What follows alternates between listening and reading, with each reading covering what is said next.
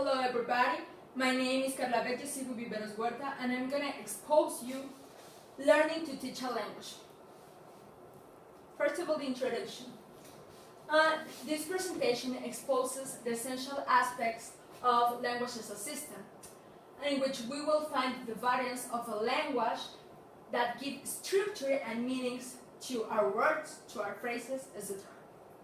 Also, the importance of this for student learning and the best performance of the language. We're going to expose 4 authors. The first one of them is Piaget, in which his theory or his conception exposes that, first of all, at learning a language, we're going to have assimilation, then we're going to have accumulation, and finally, children are going to be able to adapt that to the environment. Then we have the second author. He's Chomsky, and he said that when children are learning a language, they are always gonna be exposed to have interruptions. Also, he exposed that they are gonna be able, with one grammatical structure, they're gonna be able to develop infinity of sentences, of new sentences. Also, he said that children, when we are learning, they have an autonomous creation of language. And finally, he exposes that learning a language, it is not going to depend about our social or economic conditions. It means that we do not need all the money for learning a language. So we are always going to be able to have different methods to learn. Other author is Krashen, and he exposes us a creative construction in which he emphasized in 5 hypotheses. The first one is the acquisition learning, then we have the monitor, in which we are going to observe, then we have the natural order hypothesis, the input hypothesis, and finally, and for me, the most important step, that is the affective filter. I think that this is always going to be the most important point, or maybe the key for students to be motivated to learn a new language.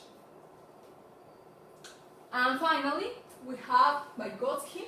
In 1995, he exposes that learning is a necessary and universal aspect of the process of developing culturally organized, specifically human psychological function. And well, in his theory, he exposed that he developed socio-cultural approach to cognitive development, and he also emphasized in two topics. The first of them is on social factors, and then we have the role of language, just in order to have a good result on cognitive development. And finally, for him, we have two definitions. The first one is thought, and the other is language, in which he said that we're going to find separated systems. So it is completely an opposite theory if we contrast that with Piaget's theory. So it could be an important point of view. Okay, the pronunciation of English. In this topic, we are going to find 2 important subdivisions. The first one of them is voiceless or not voiced sounds. And we are talking about when we do not have any kind of obstruction in our throat. And then we have voiced, that is referring to when we are going to find obstruction in our throat. For example, here we have consonants, and we are dividing them. For the first one, we have the 9 voiceless consonants. For example, we have P, P, and then we have in the voiced consonants, we have, for example, the letter R. So the difference is when we find a vibration or also obstruction, and when we do not find them. So that's the difference between those. Phonetics and phonology. Phonetics studies the physical characteristics of sounds, and then we have that phonology describes the whole organization of the system of the sound.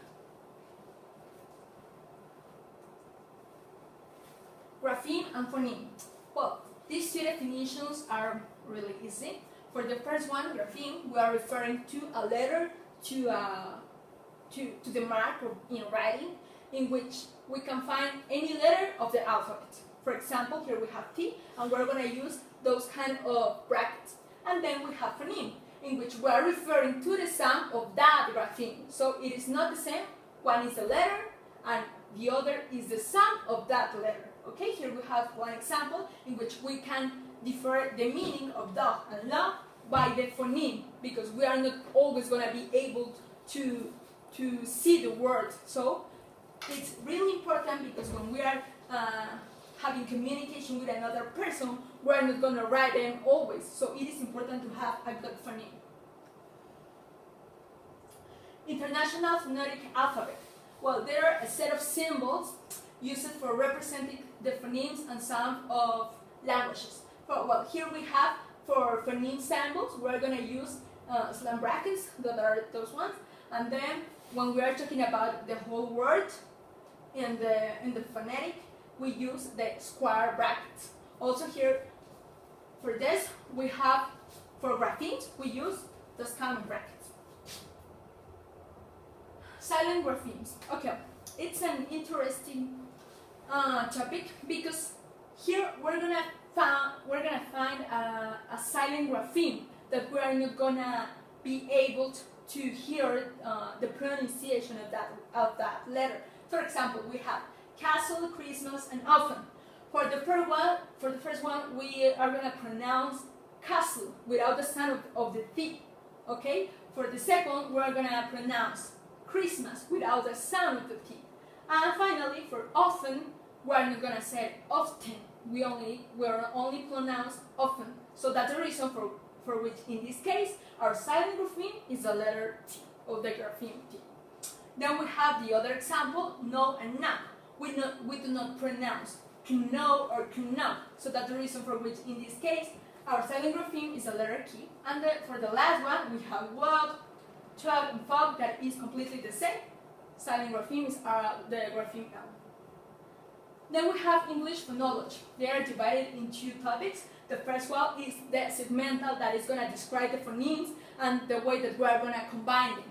And for the suprasegmental, we have it's going to describe the units of larger than the phonemes. For example, one of them could be the syllables, or the rhythm of groups, and intonational phrases. For this, we're going to find that, for example, in our alphabet, we're talking about between 26 or 27 letters. Well, here we're talking about too much sounds for that letters or for that grapheme. So it is important, if you are knowing a new language, to know them and to use them, because as I told you, we're only gonna hear how they are gonna pronounce, and by that way, we're gonna differ of the meaning of those words, and they want to interpretize. Minimal pairs.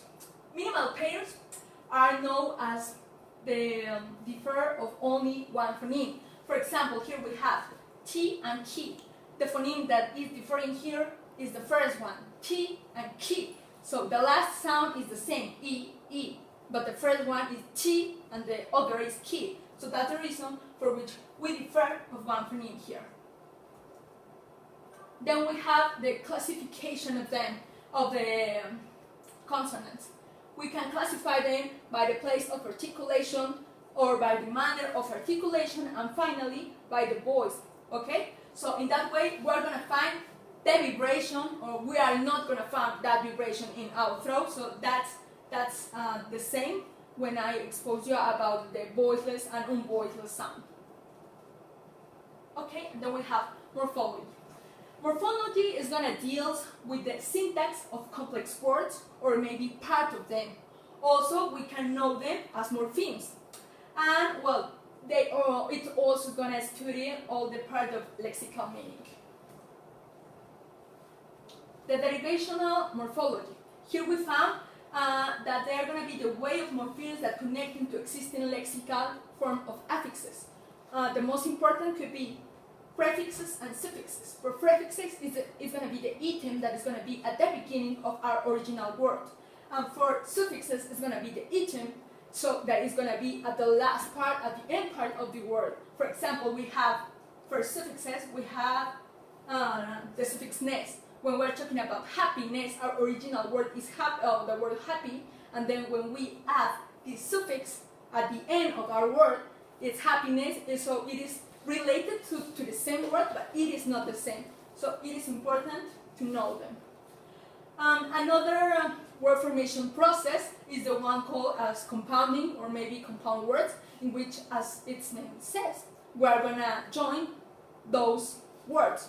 For example, here we have girlfriend. For example, if we are talking about a boyfriend, boy is a word and friend is another word. So when we join them, we have as a result a compound word. Okay? So also they can be morphemes. Another word formation process could be blending, in which we are going to merge also two different words just in order to create a new one that is going to have a completely different meaning. For example, we have brunch, that is from breakfast and from lunch. Okay? So for the first part, BR, we have breakfast, and for the last, lunch. Okay? Syntax. Sal Creek in 1986 exposes syntax as the way in which words and clauses are arranged from sentences. That arrangement contributes to an nice meaning and effect. Here we're going to talk about 4 main classifications, in which the first one is the classic, in which we're going to make a statement. For example, the door is black. So it's a statement, an affirmative one. Then we have imperative, when we give a command. For example, a mom, when she exposed to her boy, make your homework. Okay, so that could be an example. We have interrogative, when we ask for a question. For example, what does mean this? An exclamatory makes an exclamation, so this part could be related for the first one, but in this one we're going to emphasize in a symbol that is this one. Okay? Well, we have 3 basic structures for sentences. The first one is the simple sentences, then we have the compound sentences, and finally we have the complex sentence. For the first one, we're going to have an independent clause. So it is going to be really easy, because we're going to have our subject, our verb, and our complement. For example, the car is big. Okay?